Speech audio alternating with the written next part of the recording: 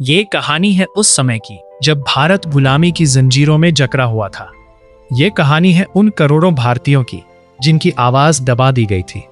लेकिन उसी दौर में एक ऐसा व्यक्ति सामने आया जिसने बिना तलवार, बिना बंदूक, बिना हिंसा के साम्राज्य की नींव हिला दी।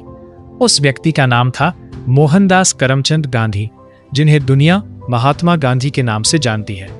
गांधी जी ने सत्य को अपना हथियार बनाया, अहिंसा को अपना मार्ग बनाया और जनता को अपनी शक्ति बनाया। आज हम जानेंगे गांधी जी के जीवन, उनके संघर्ष, उनके आंदोलनों और भारत की आजादी में उनके योगदान की पूरी कहानी। 2 अक्टूबर 1859 गुजरात के पोरबंदर में एक बालक का जन्म हुआ। नाम रखा गया मोहनदास। उनके पिता करमचंद गांधी एक ईमानदार प्रशासक थे और माता पुतलीबाई धार्मिक तथा सरल स्वभाव की थी। बचपन से गांधी जी शांत, शर्मीले और अनुशासित थे। वे झूठ से दूर रहते और सत्य बोलने का प्रयास करते थे। यही संस्कार आगे चलकर उनके जीवन का आधार बने। युवावस्था में वे कानून की पढ़ाई के लिए लंदन गए। वहां उन्होंने पश्चिमी शिक्षा पाई, लेकिन भारतीय मूल्यों को कभी नहीं छोड़ा। 1893 में गांधी जी दक्षिण अफ्रीका गए। वहीं उनके जीवन की दिशा बदल गई। एक दिन प्रथम श्रेणी का टिकट होने के बावजूद उन्हें ट्रेन से नीचे उतार दिया, सिर्फ इसलिए क्योंकि वे भारतीय थे। ये घटना उनके मन में आग बनकर जल उठी। उन्होंने तय किया कि अन्याय के सामने कभी नहीं झुकेंगे। यही से जन्म हुआ सत्याग्रह का।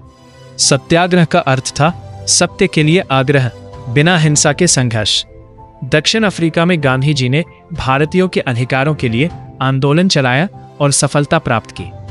1915 में गांधी जी भारत लौटे। उन्होंने पूरे देश का भ्रमण किया, गांव-गांव गए, किसानों, मजदूरों और गरीबों की पीड़ा देखी। उन्होंने समझ लिया कि भारत की असली ताकत गांवों में बसती है। गांधी जी ने भारतीय राजनीति को जनता से जोड़ा।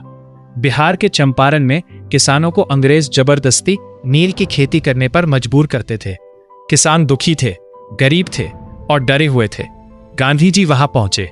उन्होंने किसानों की बात सुनी, उनके दर्द को समझा और शांतिपूर्ण आंदोलन शुरू किया। अंग्रेज सरकार को झुकना पड़ा। यह गांधी जी का भारत में पहला सफल आंदोलन था। 1920 में गांधी जी ने असहयोग आंदोलन शुरू किया। उन्होंने कहा, अंग्रेजी शासन को जनता के सहयोग से ताकत मिलती है। अगर जनता सहयोग देना बंद कर दे, शासन कमजोर हो जाएगा। लोगों ने सरकारी नौकरी छोड़ी, विदेशी कपड़े जलाए, स्कूल छोड़े, स्वदेशी अपनाया।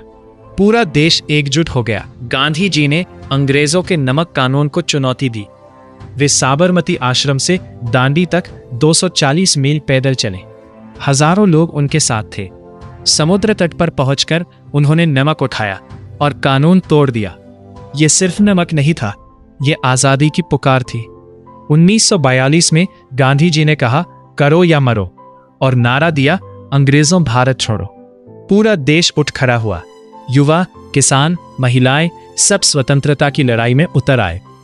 15 अगस्त 1947 भारत स्वतंत्र हुआ।